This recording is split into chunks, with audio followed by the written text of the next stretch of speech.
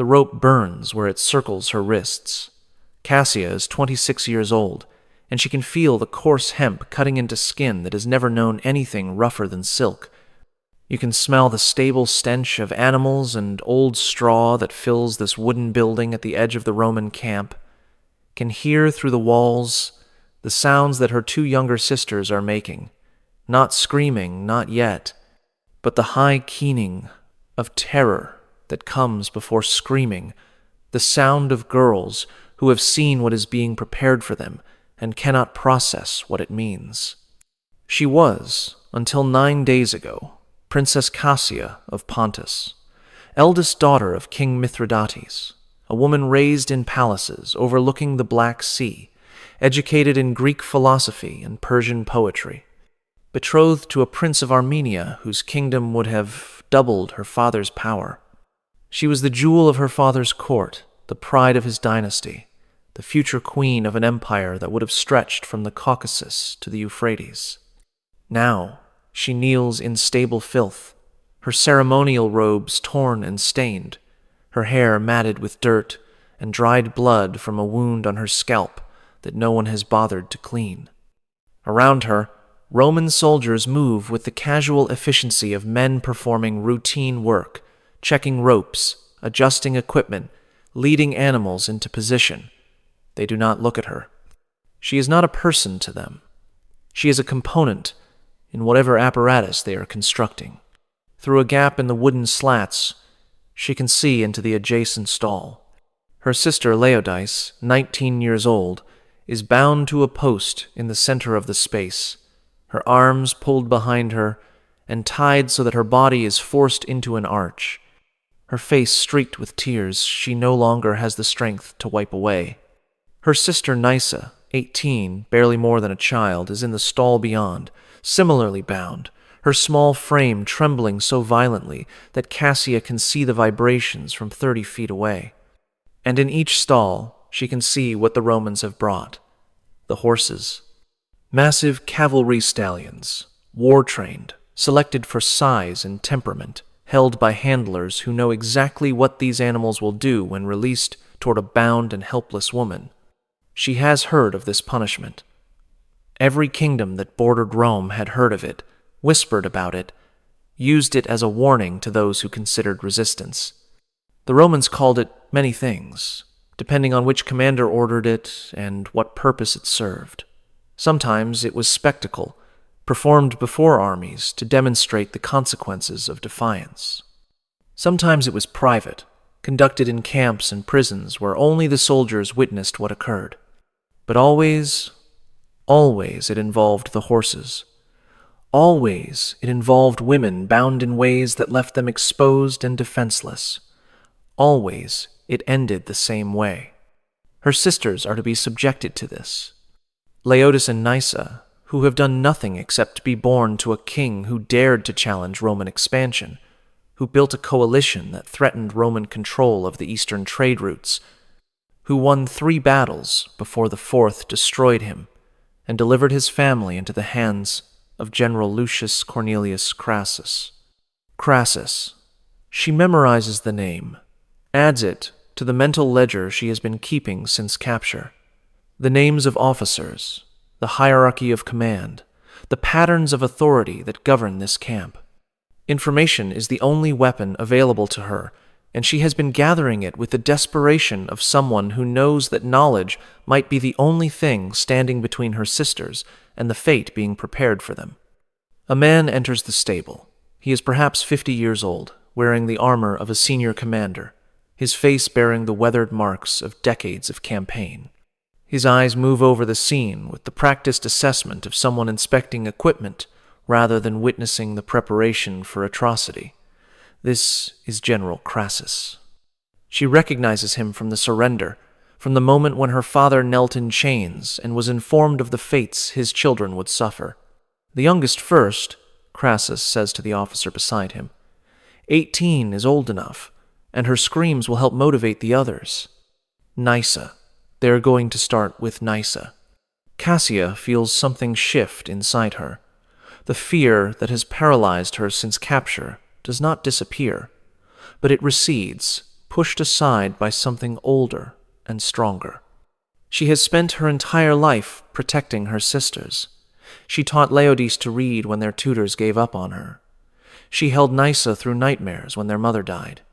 She has been their shield against court politics, against the expectations of their father, against the thousand small cruelties that palace life inflicted on royal daughters. She will not stop now. General Crassus. Her voice comes out steadier than she expected, cutting through the ambient noise of the stable, drawing attention from soldiers who had been ignoring her. I would speak with you. Crassus turns, his expression shifting from dismissal to curiosity. Prisoners do not typically address their captors. Certainly not prisoners about to witness their family's destruction. The Pontic princess speaks, he says. What could you possibly have to say that would interest me? An offer, Cassia says. One that will benefit you more than watching children scream. She sees interest flicker in his eyes. Romans are pragmatic above all else.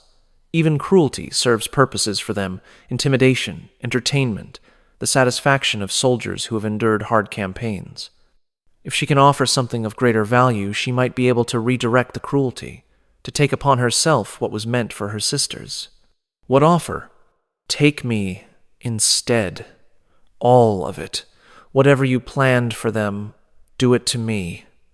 All 3 portions of punishment, concentrated on one body. I am older, stronger. I will last longer. The spectacle will be greater. Crassus studies her. She can see him calculating, weighing the entertainment value of what she proposes against the original plan. Your sisters are younger, he says. More, appealing to certain tastes. 3 is more than 1. Why would I accept less? Because I have information. The locations of treasure my father hid before the final battle. The names of Roman officers he bribed during the war. The routes of the supply networks he established with Parthia. She is gambling now, mixing truth with fabrication, hoping that greed will override other appetites. Give me my sister's safety, genuine safety, not death in a different form, and I will give you everything I know. I could torture the information from you. You could try, but I was raised in a court where poison was served at every meal and assassination was casual conversation. I know how to die quickly when I choose to. Torture me, and you will get nothing. Accept my offer, and you will get intelligence that will make your career and wealth beyond what this campaign has already provided. She watches him process this, watches the calculation happen in real time. Romans are not sentimental, but they are ambitious, and ambition can be leveraged. The horse, he says slowly. You understand what you are offering to endure. I understand. It will not be quick. It will not be private. My officers have earned entertainment, and I will not deny them. I understand. And your sisters will watch. That is part of the arrangement. They will watch what you endure for them, and they will know what they have been spared. Cassia feels her stomach revolt at this addition, but she forces herself to nod. If they are truly spared, if they are given safety afterward, genuine safety, not slavery, not being sold, not being given to soldiers, what would you consider genuine safety? Send them to Rome, to the household of someone who will treat them as guests rather than slaves. Let them live out their lives in comfort, even if it is comfort in exile. This is what I am buying with what you are about to do to me. Crassus is silent for a long moment. Then he smiles, and the smile is worse than anything she has seen from him so far. You love them, he says. Truly love them. That is rare in royal families. Most would sell their siblings for an extra hour of comfort. My sisters are the only family I have left. My brothers were killed in battle. My father will be executed after the triumph. My mother died years ago. Laodice and Nysa are everything. Then we have a bargain. He turns to the officer beside him. Release the younger 2 from their preparations. Bring them here to witness, and prepare the eldest for extended use. The words land with physical weight. Extended use. She knows what that means. Not a single horse, not a single session, but multiple animals, multiple days, whatever duration Crassus decides will provide adequate entertainment for his officers. But Laodice and Nysa will live. They will be safe.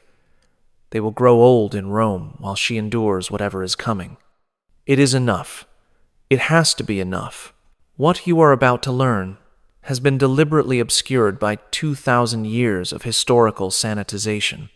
The Romans who wrote the histories that survived were not interested in documenting what happened to the daughters of defeated kings. They mentioned triumphs and victories, recorded the names of conquered monarchs, noted the treasure that flowed into Roman coffers. But the women, the princesses and queens, who were captured alongside their fathers and brothers, were reduced to footnotes, mentioned only as parts of the procession, their ultimate fates left unspecified. Tonight you will learn what those unspecified fates actually were. You will learn about the